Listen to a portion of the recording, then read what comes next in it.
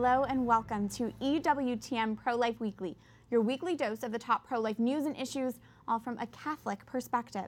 I'm Catherine Hadro in our Washington, D.C. studio. Thanks for joining us. In this week's show, Argentina's Senate rejects the legalization of abortion.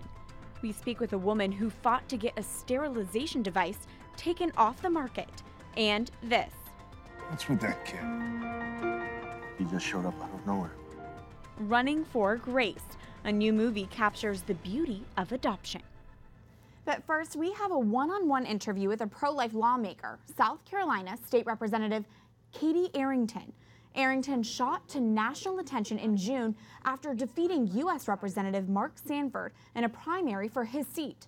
The very next week, Arrington was traveling to an event when her car collided with another vehicle going the wrong direction. Arrington suffered a fracture in her back, several broken ribs, and underwent major surgery to remove portions of her small intestine and colon. Today, she is recovering and back on the campaign trail as the Republican South Carolina candidate for Congress. South Carolina State Representative Katie Arrington joins us now from Mount Pleasant, South Carolina. Katie, thank you for your time. Oh, no, thank you for having me. First off, it's been less than 2 months since your accident. How are you doing? I am doing remarkably well. God is incredibly good to me, and my friend Jackie, who was involved in the accident. I've been out of the hospital and back on the campaign trail for several weeks now.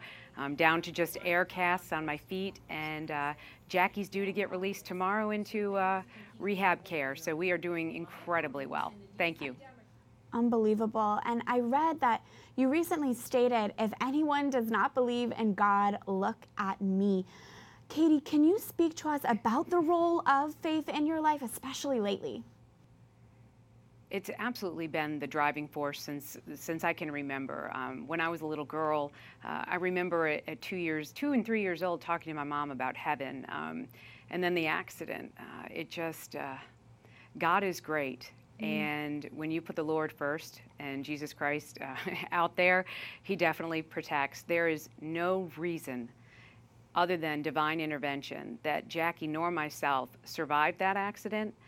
Neither one of us had any facial trauma or neurological damage. We're 2 months out from the accident, and we're both 100%, our recovery will be 100%.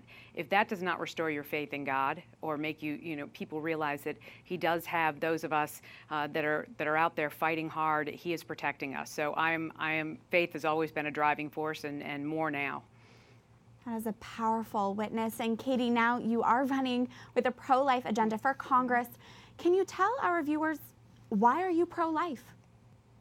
So my son, Christian, my firstborn son, was born with something called craniosynostosis. So while he was growing inside of me, his skull fused together. When he was born, his brain was being crushed by his own body. It never occurred to me or any other way, it was just, I remember when the doctors told me, and I slid down a wall, and I prayed to God to give me the strength to stand up, to face whatever I needed to face, but never angry or upset with God. Now, he went through a tremendous surgery. We were in the neonatal ICU for about 6 months. He was blind and deaf, and it took years of rehab, and he is completely normal now by the grace of God. But when I was pregnant with my second child, the doctors in the first trimester said, we can test for the same genetic abnormality. And I looked at them with just a complete loss at what they were saying. I said, absolutely not. Every baby, every life is a gift from God from the moment of conception. And I stand unwavering on that. I am extraordinarily pro-life and will fight for that in Congress. Thank you for sharing that part of your family's story. And Katie, in South Carolina State Legislature, you worked to pass the Pain-Capable Unborn Child Protection Act, which prohibits abortion at 5 months. Why did you promote that piece of legislation?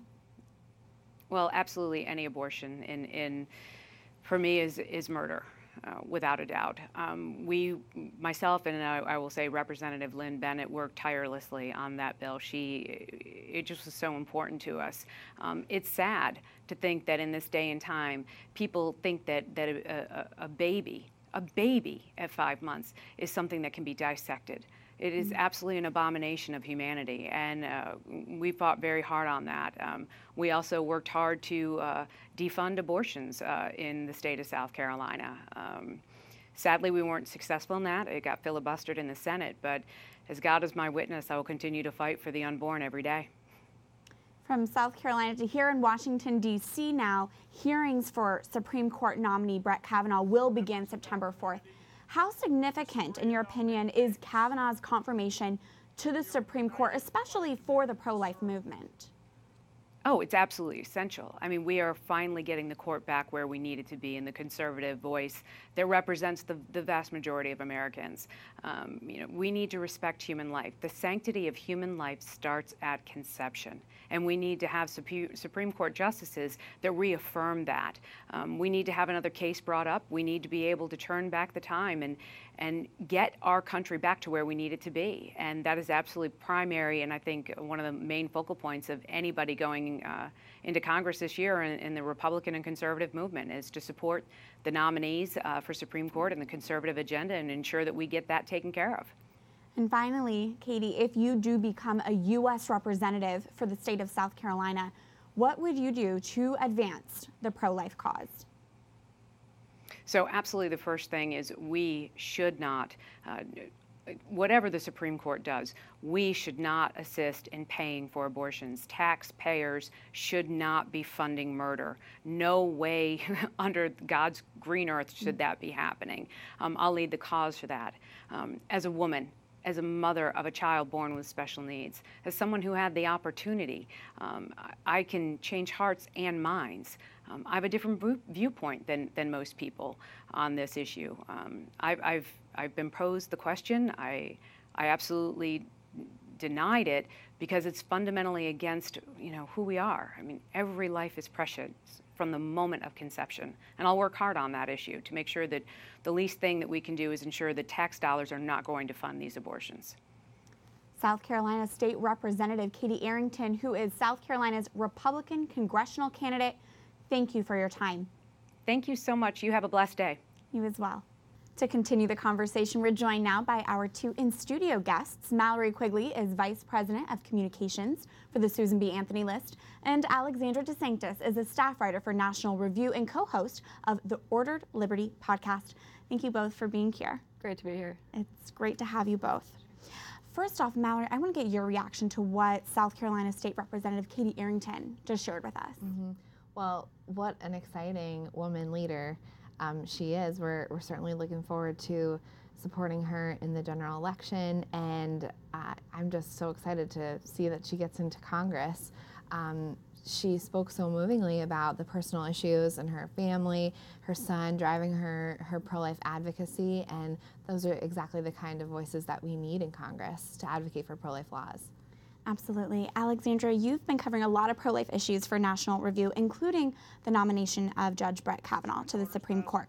I'm curious what you've been seeing from abortion advocates, how they've been reacting to his nomination. I think their reaction has been just absolutely telling of the pro-abortion movement as a whole. They immediately were completely opposed to him, as if this was automatically Roe was going to be overturned if he was confirmed, and just very quickly falling back on these statistics that are inaccurate, claiming that most Americans support abortion rights and things, grasping at polls that really aren't actually conveying what Americans believe about abortion.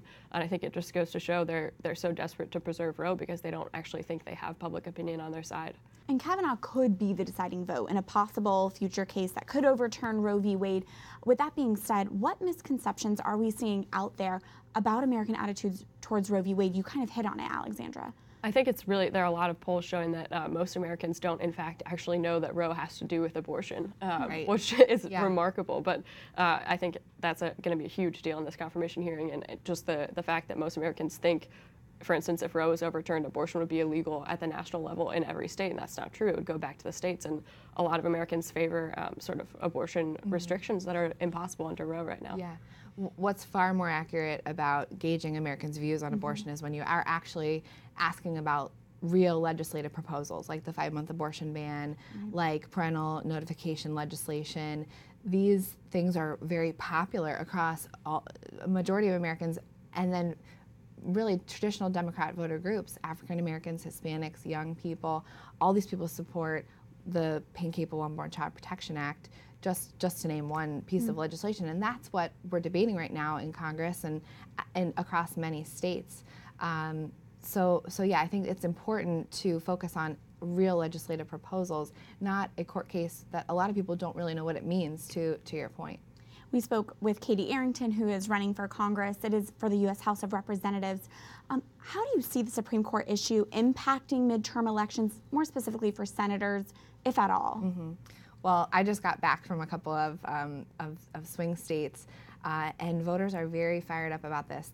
We're talking to voters in Missouri and Indiana, for example, who they know that their senator, was sent to Washington with a mandate to support the nominees that the president puts forward because they voted for the president in such large numbers with such a big margin. So I think that this is absolutely going to be an issue in a lot of Senate races, and maybe you can add more, Alexandra. I know you've been following the midterms. I am. I'm covering a few of the swing state races for National Review, and I think a lot of voters, even if they don't really know Brett Kavanaugh, they don't see any huge red flags, nor should they really, from anything we've seen. And I think they see it as, we like Donald Trump and this is his nominee and we expect our senators to vote for him. And I think in places like Indiana, North Dakota, Missouri, voters are going to be very upset if senators vote against him for no good reason. Alexandra DeSanctis and Mallory Quigley, thank you both for being here. This was a really insightful conversation. Absolutely. Thank you. Thanks, Catherine.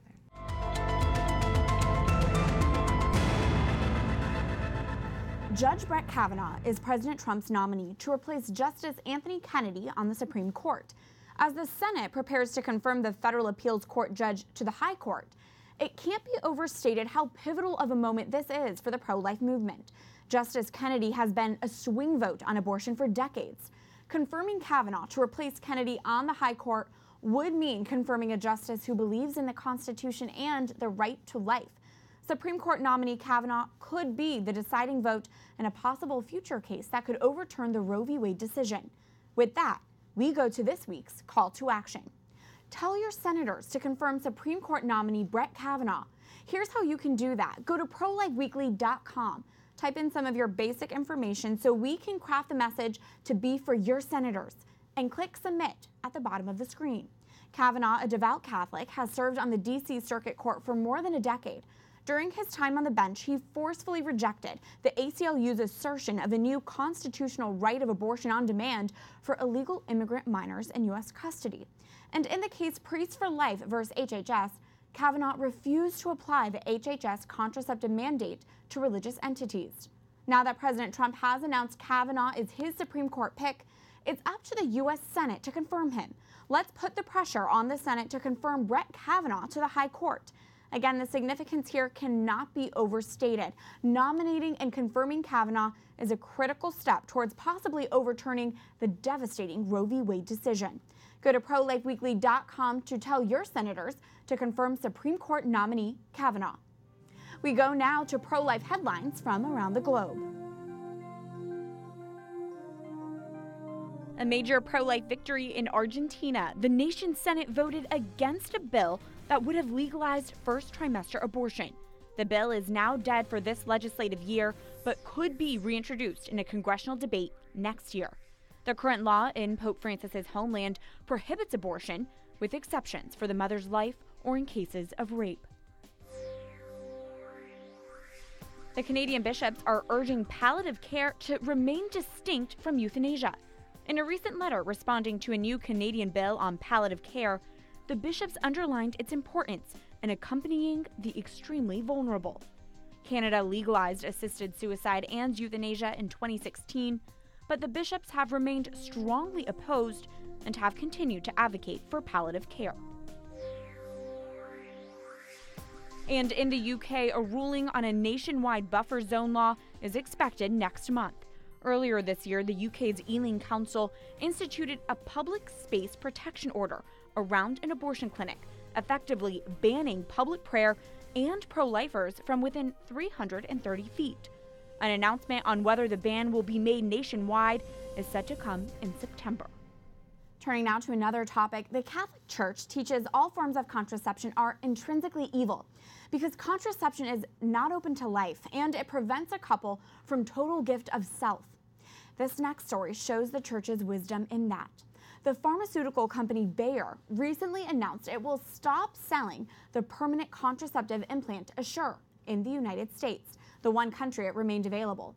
The sterilization device, Essure, consists of 2 nickel titanium coils that are inserted into a woman's fallopian tubes, creating scar tissue which blocks sperm from fertilizing a woman's eggs. Many women have cited negative side effects from the insert, and more than 16,000 U.S. women are suing Bayer over Essure.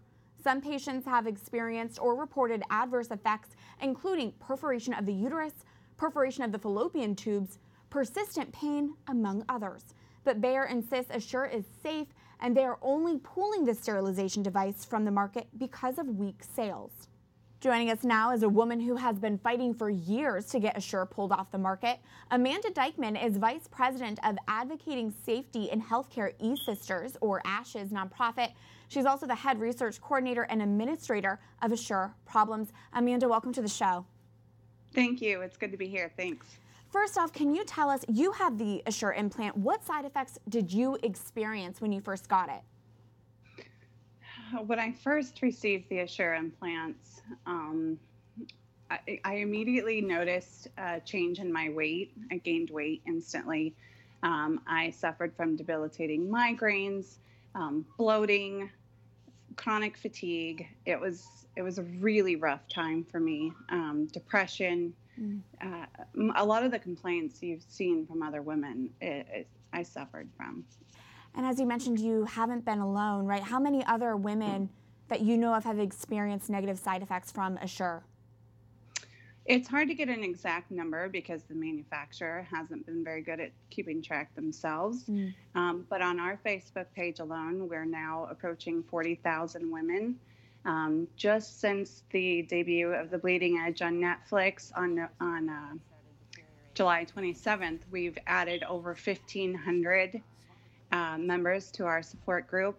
A majority of those joining are women that have, suffered from complications after receiving the Essure devices, and are, a lot of them have already had hysterectomies. They're just putting the dots together. So it's really difficult to say exactly how many women have gotten this device, but I can say it's one too many. And Bayer, as I know that you know well, finally announced in late July, they are going to stop selling Essure. This is something you and your group have been pushing for years. Can you give us a better idea as to what was going on behind the scenes to make this happen? It took years of lobbying on our part. The FDA was not listening to us. Our own doctors were not listening to us.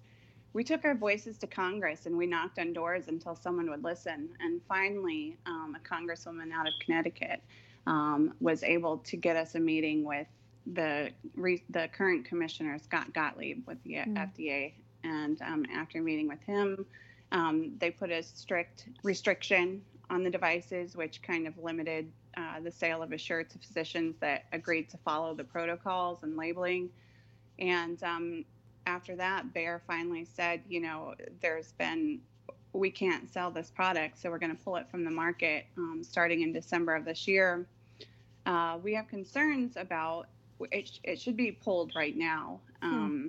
We're concerned that physicians are going to be unloading their current stock. We have people joining the page saying they're being told that Bayer is not accepting any of the Essure kits back.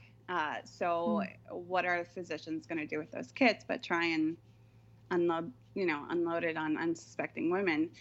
We have seen a lot of women joining saying they were not told of the warnings and were just implanted last week. So we're afraid for them, and we feel like it should be pulled right now rather than wait till December. And Amanda, as you mentioned, you were featured in the new Netflix original documentary, The Bleeding Edge, which examines the $400 billion medical device industry, and it did examine Essure. Based on your experience working and lobbying in the medical device industry with Essure, how do you think the medical device industry views and treats women? Very unfairly, Catherine. I feel like our pain has been dismissed.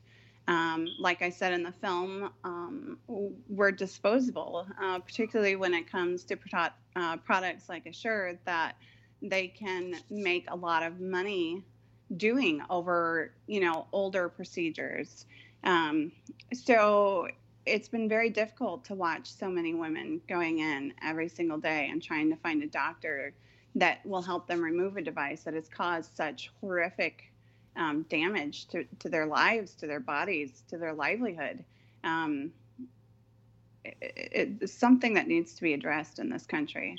And Amanda, what are the next steps? What are you going to focus on now? Essure Problems and Ash's nonprofit is not going to stop with Essure. Through this whole experience, we've noticed a blatant oversight and regulatory issues when it comes to all medical devices.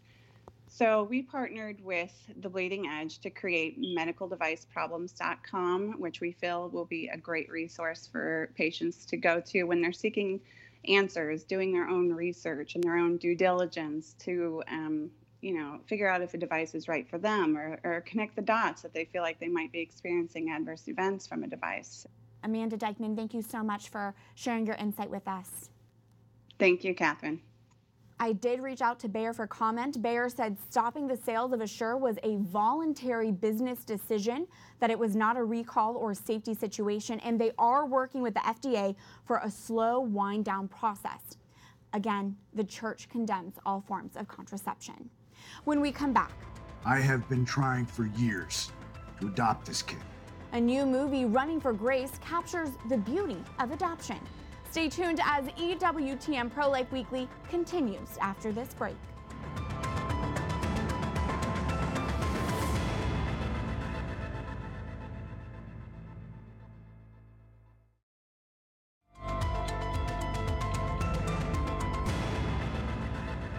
On August 14th, we remember St. Maximilian Kolbe, the patron saint of many, including the pro-life movement, drug addicts, and imprisoned people. Remembered as a martyr for charity, he died in place of another prisoner who had a wife and children at the Auschwitz concentration camp during World War II. St. Maximilian Kolbe, pray for us. Welcome back to EWTN Pro-Life Weekly. I'm Catherine Hadro. As the Senate prepares for next month's confirmation hearings for Judge Brett Kavanaugh, abortion advocates are panicking and touring the country with their propaganda. That's this week's Speak Out segment. The Demand Justice Initiative, NARAL, and Planned Parenthood have teamed up for the Rise Up for Roe tour, which kicked off last week to discuss what they call the, quote, threat of Judge Brett Kavanaugh. The live shows are hosted by a group of women consisting of media personalities and political activists. At their kickoff event in New York City, they interviewed former First Daughter Chelsea Clinton, who had this to say about Roe v. Wade. That's right. It is not a disconnected fact to Justice T-shirt of 1973 that American women entering the labor force from 1970 to 2009 added $3.5 trillion to our economy. Right? Like the net new entrance of women. That is not disconnected from the fact that Roe became the law of the land in January of 1973. Yes, the former First Daughter of the U.S. just credited the legalization of abortion for $3.5 trillion added to our economy. What a twisted way to view the killing of innocent children in our country. That is blood money. Clinton claims the money argument may be a way to convince people to support Roe v. Wade and to scare them away from supporting Judge Kavanaugh. But how about this for an argument? How much more opportunity would there be in our nation if those 60 million lives were never lost because of Roe v. Wade? How many great doctors, inventors, writers, teachers has our world been deprived from? We will never know because those lives were never given a chance. The legalization of abortion has hurt working women in this country because now there's an expectation we don't have to be pregnant if abortion is an option, that our bodies can operate like that of a man's. How is that pro-woman? It is a lie and an attack on the woman's body, on our body that was designed to work with the ability to nurture, grow, and birth a human being. don't be fooled. This whole Rise Up for Roe tour is deeply anti-woman and just another platform for the abortion industry to spout their lies. Remember, there is always something you can do, though, to counter today's culture of death. Follow this week's call to action. Go to prolifeweekly.com and tell your senators to confirm Brett Kavanaugh to the Supreme Court. From the ballot box to the box office, pro-lifers are called to build up a culture of life wherever they go. For this week's Pro-Life Focus, we tell you about a new film that shines a light on the beauty of life and adoption. What's with that kid? The movie Running for Grace hits theaters this week. It centers around an orphan boy of a mixed race in Hawaii who finds family with the newly arrived village doctor, played by actor Matt Dillon. You can call me Doc. And this is Joe. Joe's mixed race makes him an outcast in the community. Nani shiteru no? Dete ike, hafu boy. But the village doctor takes him and teaches Joe his worth. It celebrated Hapa children in Hawaii. Most of our children are Hapa, and that means mixed race. Jason Jones, a resident of Hawaii, is also a pro-life leader and a film producer. After working on the 2006 movie Bella, Jones saw the impact that life-affirming productions can have on an audience.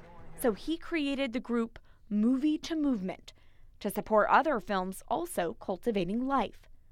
Jones calls Running for Grace a story of hope.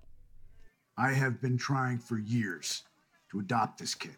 A big theme in this film is adoption, and it's a celebration of adoption. And so one of the things that we did is we hosted a red carpet premiere. Last month, Movie to Movement rolled out the red carpet for the film's opening premiere weekend in Hawaii. They invited children in Hawaii's Section 8 housing and almost 300 families of adoption. Local celebrities made the kids feel like they were the stars. These young people were staring at the red carpet, and they wouldn't even walk over to it. And they thought that they couldn't walk through it. And then we had to tell them, no, this red carpet is for you. The step and repeat is for you. Jones hopes Running for Grace resonates with anyone who might feel forgotten. I wanted every disadvantaged child in Hawaii to see this film. I wanted every kid in Section 8 housing and every kid growing up under government projects to see this film, because it's how a child in the margins of society grows up to be a pillar of the community. Released in theaters this week, Running for Grace is also available for digital download. In it, you can see a love story that's beautiful and pure. Send that boy away! Familiar faces like Catholic actor Jim Caviezel. Boy, aren't you a true beauty? She is. And a message that is life-affirming. And that's another thing that we hope that this film does, is it encourages people to look at adoption as a serious option. That'll do it for this edition of EWTN Pro-Life Weekly, but I'd love to hear from you before next week. Email me at prolifeweekly@ewtn.com or like my public page on Facebook so we can keep this pro-life conversation going. Remember, life is a gift. Your life is a gift. God bless.